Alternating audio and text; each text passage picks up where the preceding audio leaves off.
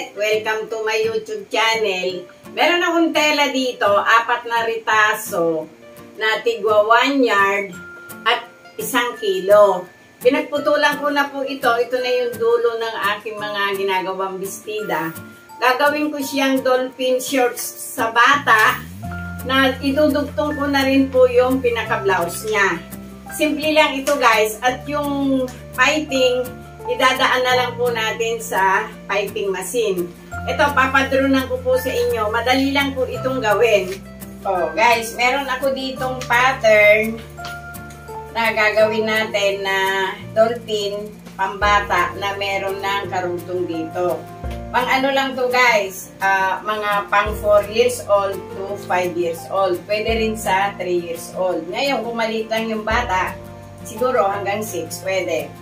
Etong papel ko ay 20 by 12. O, yan. Ngayon, dito guys, sa tabing ito, sumukat kayo ng, kumuha tayo ng 4 inches. Tapos dito, kumuha din tayo ng 4 inches. Ngayon, mula dito sa 4 inches, bumaba kayo ng 16. Yun. 16 inches. Ito siya guys. Tapos, hanggang dito sa tabi ay 16 inches. Ngayon ito, guguhitan po natin ito ng mataas dito. Yan. Tapos, ito yung 16 inches natin. Itong ginuhit natin ito guys, i-divide natin sa 4. 4. Yan. Dito sa 4, ito guys, mula doon sa 16, umakyat po kayo dito sa divided by 4 na ito. Ayun. Umurbada po kayo doon kasi pambata lang naman po ito. Ngayon, dito naman sa tabing ito guys, kumuha kayo dito ng 3 inches. Tapos dito sa tabing to, kumuha kayo ng 3 inches din. Etong 3 inches na to, i-connect nyo dito. O, yun na. Na-i-connect na natin guys. Ngayon dito, sa 16 inches na to, eto lang yon. Ito ay 4 inches. Dito kumuha rin kayo ng 4 inches. Ito na yung pinaka-side natin. Itong side na to, itakbo nyo dito. Tapos guys, ito, ibaba nyo doon. Yan. Ito po yung dolphin natin. Kasi dito guys, lalagyan natin ito ng strap. O, gugupitin ko yung pattern natin. Ito, idiretso na natin doon. O. Ngayon guys, dito, gupitin nyo na rin doon. Tapos, ito, medyo idiretso nyo. Pagdating po doon, ikurbada nyo. At ito guys, ay doon. O. Ito yung pattern natin. Ito siya guys. I-fold na lang natin ng paganito. O. Ito siya guys. Ito yung tela nating una. Ngayon, ganito na. Tanggalin na natin ito. O guys, ito yung tela ng yelo. Ayan o. Malaki-laki siya. Tingnan natin kung pwede siya ng 2 piraso. Tapos guys, ito yung isang kulay. Kailangan ihanap nyo siya ng pagkakasyahan. Kasi kung ididiretso natin doon, hindi po pwede. Katin nyo na lang po muna doon sa eksakto para dito. Oh guys, ito yung pang-4 na kulay. Kunin muna natin ulit itong body para dito sa isang pirasong ito. O, yan. Bali, 5 piraso na yon. Oh guys, ito na yung 5 piraso natin.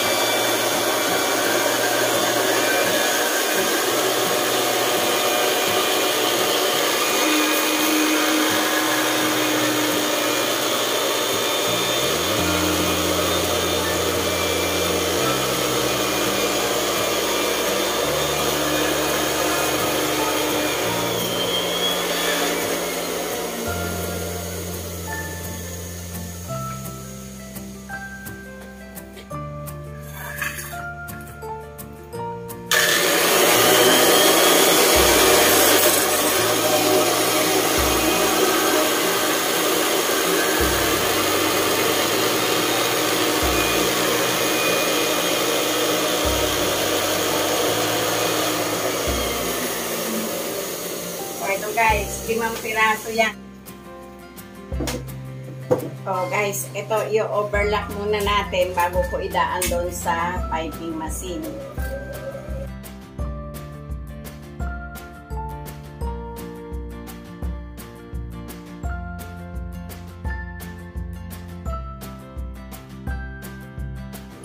Oh guys, yung kabila lang yung imaging natin. Kasi yung kabila, hindi mo natin sinara. Maglalagay muna tayo ng garter. Etong 20 na to, yan, kunin nyo yung kalahati. Maglagay kayo ng tandaan doon. Dito nyo ilagay sa tahi na to. Ito guys, oh. Dito nyo itapat. Tapos pili nyo muna dito.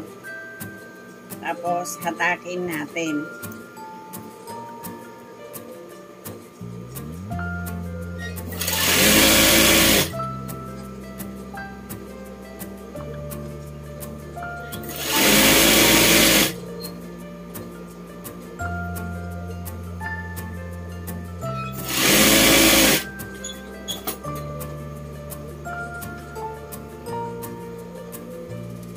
Tapos itong kalahati, spread nyo na dito. Ito guys, oh. Doon. O, yun.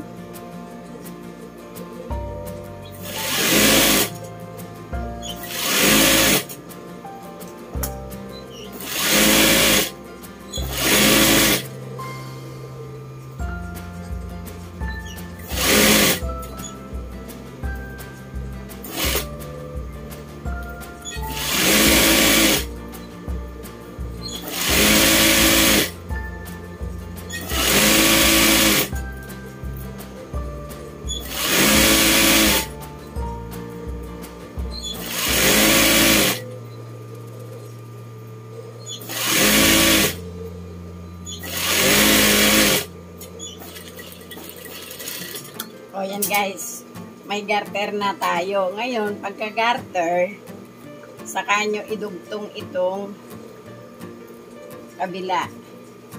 Ito yung kabila niyang crotch guys. Ayan. Idugtong na natin dito.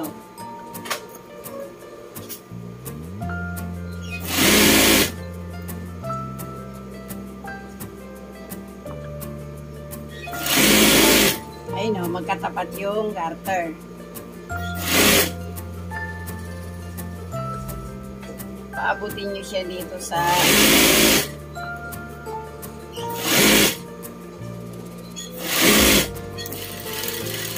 o yan guys. Kung ano yung ginawa ko rito, ganun din yung gagawin ko dito sa 4 na piraso.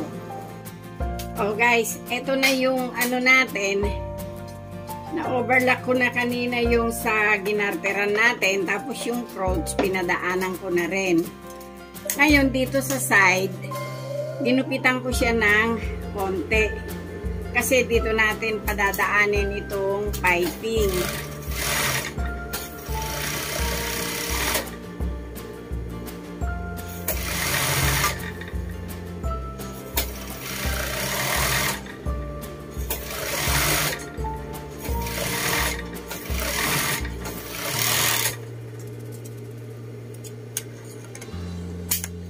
Oh, ito siya guys. Oh, yan. Tapos, dito sa kabila, ganun din.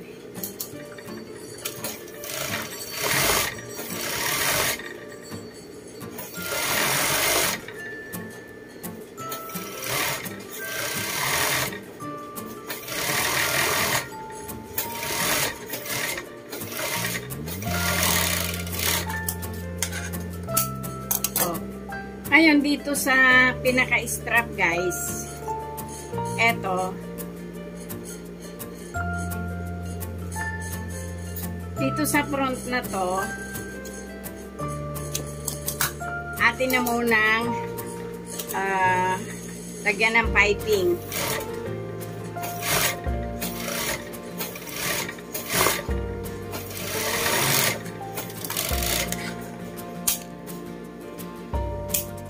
Ito yung pinakadibdib.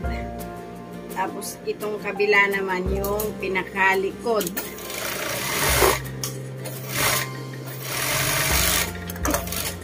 Kung wala kayong piping machine, pwede naman po dito yung bias na lang. O, ito guys. Ngayon, itong kilikili, itong piping na to, kukuha ako ng ito yung sukatan ko guys tatlong mula dito hanggang doon. Tapos isasalang ko itong kabila nun. Yan. So yan. Mula naman doon, isa, dalawa, tatlo. Yun yung haba ng strap niya guys. Ngayon, eto, bago ko uli isalang, isa, dalawa, tatlo. Isalang nyo ngayon itong kabila.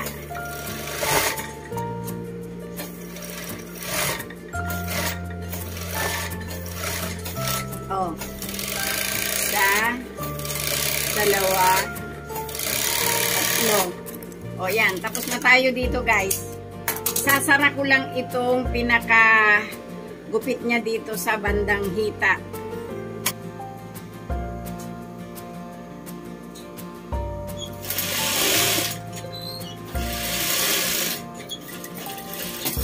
O yun.